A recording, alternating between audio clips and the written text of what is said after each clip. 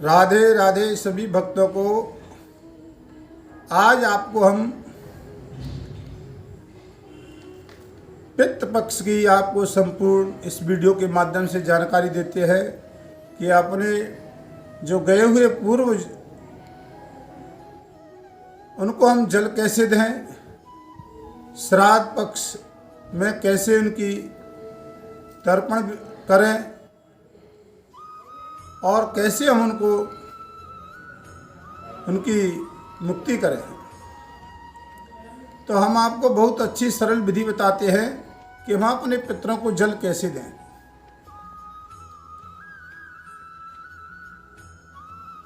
तो आप देखिए कि सर्वप्रथम हमें ये जानना है कि हमें अपने पूर्वजों का किधर को मुख करके जल देना चाहिए, कौन सी दिशा में हमें बैठ करके उनको तर्पण करना चाहिए और भोजन खिलाना चाहिए।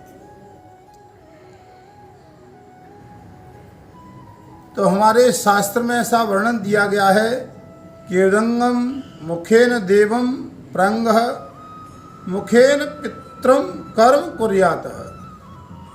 हम अपने पितरों का श्राद्ध तर्पण जल कैसे और कौन सी दिशा में बैठ करके दें, ये बहुत महत्वपूर्ण प्रसंग है। और ये शंका होती है कि हम कैसे अपने पितरों का जल दें, कौन सी दिशा में। तो हम आपको इस वीडियो के माध्यम से बताते हैं। देखिए, हम देव कार्य करते हैं पूर्व दिशा की ओर, उत्तर दिशा की ओर, लेकिन हम अपने पितरों का तर्पण करें, जल दें या भोजन खिलाएं, तो हम दक्षिण दिशा की ओर मुंह करके हम अपने पितरों का तर्पण करें और जल दें। मुखेन पितरम कर्म कुर्यात। हम अपने पितरों का जो कर्म कर रहे हैं वो दक्षिण दिशा की ओर मुख करके करें। अब हमें जल कैसे देना है, तो आप एक पात्र रख लीजिए और उस पात्र में आप जल रख लीजिए। जल में आपको काले तल का प्रयोग करना है, जौ डालनी है और उसके थोड़ा दूध डालिए। लेकिन पात्र का बहुत ध्यान रखिए कि हमें तर्पण करें तो पात्र किसका होना चाहिए। तो शास्त्र में ऐसा वर्णन दिया गया है कि हेमम रूप यमं पात्रम ताम्रकास्य समत्वम पित्राणाम तर्पणम पात्रम मृण्मयम तो परियत यजेत। यानी हमारे शास्त्र में कहा गया है कि हेम रूप यमं पात्रम ताम्रकास्य समत्वम, यानी प्रयास करें कि तांबे का पात्र हो, स्टील के पात्र में तर्पण नहीं करें। इसमें तांबे का पात्र, कांसे का पात्र, स्वर्ण का पात्र, लेकिन सबसे महत्वपूर्ण जो पात्र जल देने के लिए है वो आप तांबे का पात्र प्रयोग में ले हैं और उसी से आप अपने पितरों को जल दें दक्षिण दिशा की ओर।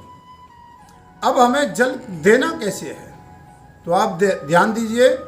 हम आपको बताते हैं कि बहुत ध्यान देने की बात है कि हमें कैसे हमें जल देना है। तो ये जो भाग है ये पितृ भाग है। हम जब जलते हैं तो देव कार्य में जल हम ऐसे देते हैं और पितृ कार्य में हम अपने पूर्वजों को जो जल दें वो किस प्रकार से दें, तो हम अपने पूर्वजों को ऐसे करके जल दें। क्योंकि ये पितृ भाग है जहाँ से हम अपनी कुशा को लगा करके और अपने पितरों को दक्षिण दिशा की ओर जल प्रदान करें तो हमें अपने पूर्वजों को जल प्राप्त होता है और उनकी आत्म संतुष्टि होती है। जिस दिशा में जैसे जहाँ भी गए हों, जिस योनि में गए हों, उनकी आत्म संतुष्टि होती है और उनकी मुक्ति होती है।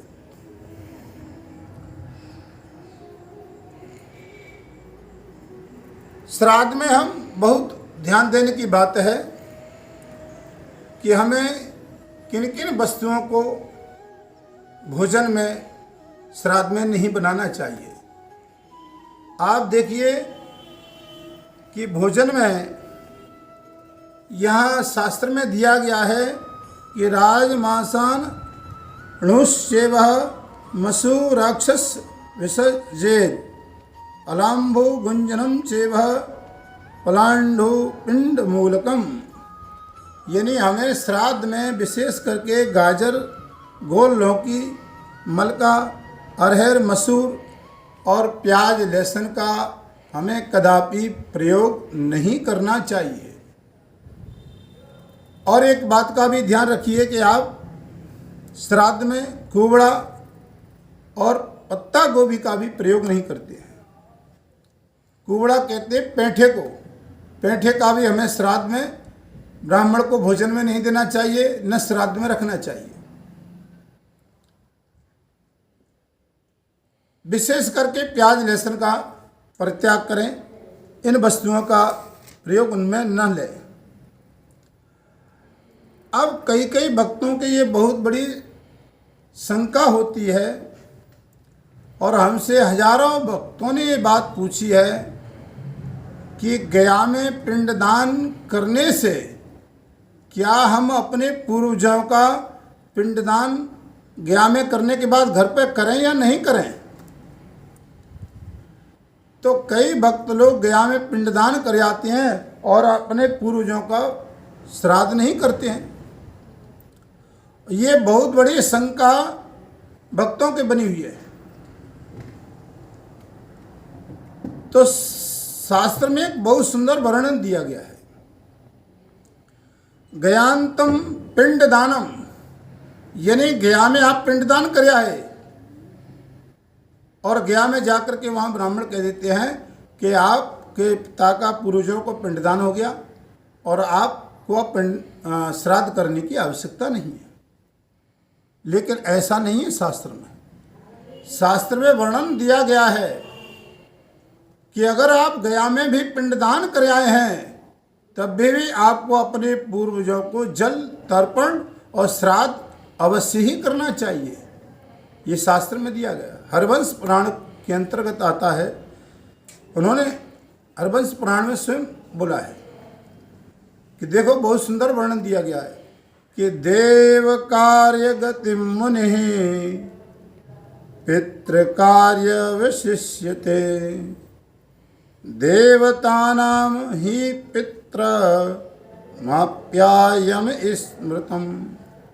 देखो, अर्थात हमें देवताओं से पहले पितृ देवता हैं। अगर आपके पितृ प्रसन्न हैं तो देवता प्रसन्न हैं, और यदि आपके पितृ अप्रसन्न हैं तो कदापि आपसे देवता प्रसन्न नहीं रहते हैं। अगर देवता आपके पितृ प्रसन्न हो गए तो हमारे शास्त्र में दिया गया है तो संतति की प्राप्ति होती है। पितृ प्रसन्न होने से वंश की वृद्धि होती है। जो भक्तों की ये शंका रहती है कि गयांतम पिंडदानम, कि हम गयाजी में पिंडदान कर आए और फिर हमें पिंडदान और तर्पण और जल देने की आवश्यकता नहीं, ऐसा भ्रम है। आप गया में जाकर के भी भले पिंडदान कर आए हैं लेकिन अपने पितरों का श्राद्ध और तर्पण जरूर करना चाहिए। आपको हम एक बात बताते हैं। देखिए, आपके यहाँ विवाह हो, मंगल कार्य हो, सब कार्यों में अपने पूर्वजों को बुलाया जाता है। अब आप कहो कि हम गया में पिंडदान कर आए और फिर हम जो कैसे अब उनको बुलाने की आवश्यकता क्या है? तो फिर आप शादी विवाह में क्यों उनको बुलाते हैं? वो तो विदा कर आए, अब क्या बुलाने की आवश्यकता है? लेकिन नहीं, हम जब तक पितरों को नहीं बुलाएंगे तब तक हमारे देवता भी प्रसन्न नहीं होंगे, देव कार्य पूजा भी प्रसन्न नहीं होगी। देव कार्यम गतिम मुनि पितृ कार्य विशिष्यते। अब देवता नाम ही पितरम माप्यायम स्मृतम। देवता भी तभी प्रसन्न होंगे जब हमारे पितृ प्रसन्न हो जाएंगे। आप देखिए श्रीमद् भागवत में धुंधकारी का प्रसंग आता है। धुंधकारी प्रेत योनि को प्राप्त हो गए।